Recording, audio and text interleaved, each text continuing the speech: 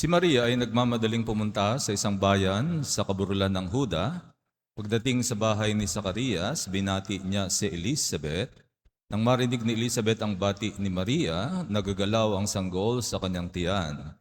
Napuspos ng Espiritu Santo si Elizabeth at buong galak na sinabi, "Pinagpala ka sa mga babae at pinagpala rin ang dinadala mo sa iyong sinapupunan. Sino ako upang dalawin ang ina na aking Panginoon? Sapagkat pagkarinig ko sa iyong bati, nagagalaw sa tuwa ang sanggol sa aking tiyan. Mapalad ka sapagkat nanalig kang matutupad ang ipinasabi sa iyo ng Panginoon." At sinabi ni Maria, "Ang puso ko'y nagpupuri sa Panginoon at nagagalak ang aking espiritu dahil sa Diyos na aking tagapagligtas. Sapagkat nilingap niya ang kanyang abang alipin at mula ngayon, ako'y tatawaging mapalad ng lahat ng salinlahi. Dahil sa mga dakilang bagay na ginawa sa akin ng makapangyarihan, banal ang kanyang pangalan. Kinahabagan niya ang may takot sa kanya sa lahat ng salid-saling lahi. Ipinakita niya ang lakas ng kanyang mga bisig. Ipinangalat niya ang mga palalong isipan. Ibinagsak niya ang mga hari mula sa kanilang trono at itinaas ang mga nasa abang kalagayan. Binusog niya ng mabubuting bagay ang mga nagugutom at pinalayas niyang wala ni anuman ang mayayaman. Tinulungan niya ang kanyang bayang Israel bilang pagtupad sa pangako niya sa ating mga magulang, kay Abraham at sa kanyang lahi magpakailanman." Tumira si Maria kina Elizabeth ng may 3 buwan at saka umuwi.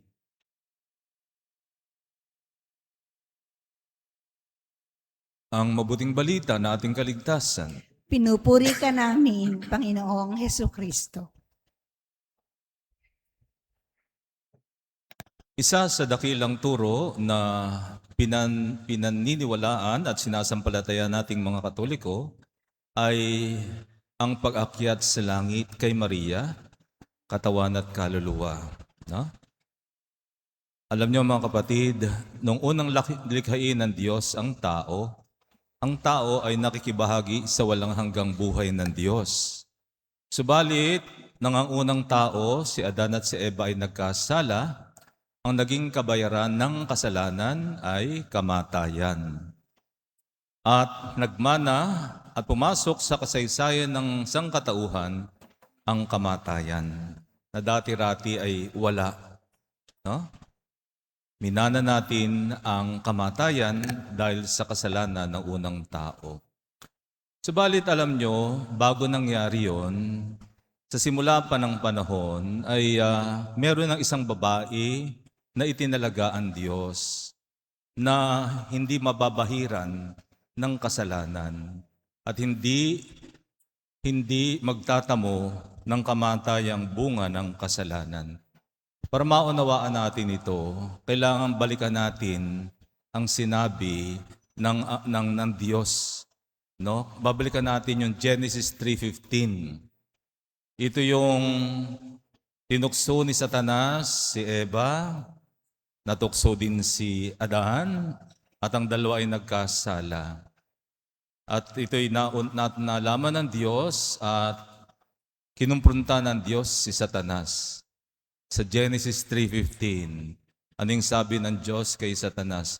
"Ikaw at ang babae ay laging mag-aaway, binhi mo't binhi niya ay laging mag-aaway. No? At siya ang dudurog sa ulo mong iyan." Isang babae. Sinong babae yun? Nung panahong yun, isa naman ang babae, si Eva. Subalit si Eva nga ang dahilan, siya nga ang nagkasala. At dahil nga sa kanyang pagkakasala ay pumasok ang kamatayan sa kalikasan ng tao. So imposibleng si Eva ang tinutukoy ng Diyos. So ang tinutukoy ng Diyos walang iba kundi ang magsisilang sa anak ng Diyos na magkakatawang tao. Ngayon balikan natin ang 2 pangyayari sa Ebanghelyo. May 2 pangyayari sa Ebanghelyo na tinawag ni Jesus ang kanyang ina bilang babae. Ito ay mababasa natin sa Old Tagalog Version, no? Kasi sa New Tagalog Version ay ang ginamit ay ginang. Subalit kung ating babasahin ay sa Old Tagalog Version, ang ginamit ay babae. Ang una ay ang kasalan sa Kana. Namagitan si Maria para sa may kasal na naubusan ng alak. Lumapit si Maria kay Jesus para gumawa ng paraan. Subalit, ano ang sagot ni Jesus? Babae, huwag mo akong pangunahan, hindi ko pa panahon. Ganun pa man, hindi pa rin natanggihan ni Jesus ang kanyang ina, gumawa pa rin ito ng paraan, at ang kanyang unang himala, ang tubig ay naging alak. So yun yung first time na tinawag niya si Maria, ang kanyang ina, bilang babae. Ang ikalawang okasyon ay nung si Jesus ay nakapako at naghihingalo na sa krus, nakita niya ang kanyang ina na sa kanyang paanan.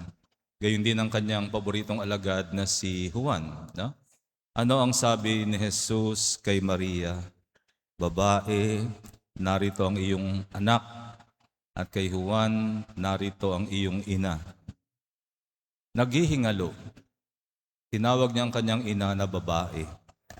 Alam niyo, sa ating kasalukuyang panahon, palagay ko, tawagin mo ang nanay mo na babae, baka ikaw ay sampalin, ano? Napakalapastangan mo. Tinawag mo ang iyong ina na babae. Subalit para maunawaan natin, kailangang makita natin ang kaugnayan nito sa Genesis 3:15. Kasi doon nga sa Genesis 3:15, may tinukoy ang Diyos na babae. Sabi ng Diyos kay Satanas, ikaw at ang babae laging mag-aaway, binhimo't binhi niya'y laging maglalaban, ito ang dudurog sa ulo mong iyan. Kaya nga nang binabalikan na ng mga unang Kristiyano ang mga pagbasang ito, saka lamang nila naunawaan, si Maria ang tinutukoy ng Diyos na babae sa Genesis 3:15. So ibig sabihin, siya ang babaeng sa simula pa ng panahon ay iningatan na ng Diyos upang wag mabahira ng kasalanan. At dahil dito, hindi rin siya nagmana ng kamatayang bunga at kabayaran ng kasalanan. No? Kaya nga po mga kapatid, no, isa pa sa pinagbabatayan natin ay ang bati ng Anghel Gabriel, no? Kay Maria, yung sa Annunciation. Anong bati ng Anghel kay Maria? Aba, Birheng Maria, punong-puno ka ng grasya, no? Punong-puno, no? Punong-puno ka ng grasya. Alam niyo mga kapatid, ang taong masasabi lamang na punong-puno ng grasya ay yung hindi nagkakasala. Tayo tuwing tayo nagkakasala, nababawasan tayo ng grasya ng Diyos. Subalit si Maria, punong-puno ng grasya. Hindi nabawasan sapagkat hindi siya nagkasala. At yun nga, dahil si Maria ay, anong sagot ni Maria nung ibinalita ito ng anghel? Sa kanya na siya ang magiging ina ng anak ng Diyos na magkakatawan tao. Bagamat siya na nakatakda na ikasal kay Jose, anong sagot niya? Ako'y alipin ng Panginoon. Maganap nawa sa akin ay iyong sinabi. At sa buong buhay ni Maria, wala siyang hinangad, kundi ang sumunod sa kalooban ng Diyos. No? Kaya nga, nanatili siyang tapat sa Diyos at nanatili siyang nabuhay na walang kasalanan hanggang sa huling sandali ng kanyang buhay. At nung dumating nga ang huling sandali ng kanyang buhay, siya ay natulog at hindi na nagising, no? At nung siya ay ilibing ng mga apostol after a week, binalikan siya ng mga apostol dahil ito na namang si Tomas, wala na naman. Nung ilibing nila si Maria, nagpilit si Tomas na makita ang labi ng Birheng Maria. At nung kanilang balikan sa libingan, wala na. Wala na ang Birheng Maria. Puro bulaklak na lamang nakita. Wala doon si Maria sapagkat si Maria ay iniakyat sa langit, katawan at kaluluwa. Kaya ang paniniwala sa Assumption ay hindi bago. Bagamat ang dogmang ito ay itinalaga lamang noong taong 1950, subalit ang paniniwalang ito sa Assumption of Mary ay nagsimula pa noon sa mga unang Kristiyano, sa mga apostol. Kaya ito ang isa nating pinapanaligan. So ngayon, ano naman ang what is it for us believing in the Assumption of Mary? Well, there are ito ang pangako ng mensaheng ito. Unang-una, no, kung tayo ay mananatiling tapat kay Kristo hanggang kamatayan, tayo rin ay bubuhayin, no? 'Yun ang unang mabuting balita. Kung tayo ay mananatiling tapat kay Kristo, tayo rin ay muling mabubuhay at iaakyat din sa langit. 'Yan ang mabuting balita. The promise of new life, no? That promise of new life. And the promise and the isang patotoo na napagtagumpayan na ni Kristo ang kamatayan nung siya ay namatay at muling nabuhay sa krus, no? Napagtagumpayan na ni Jesus ang kamatayan. Kaya nga tayong lahat totoo ay mamamatay, subalit tayo rin ay bubuhayin.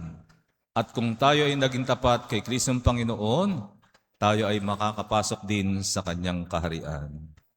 Amen?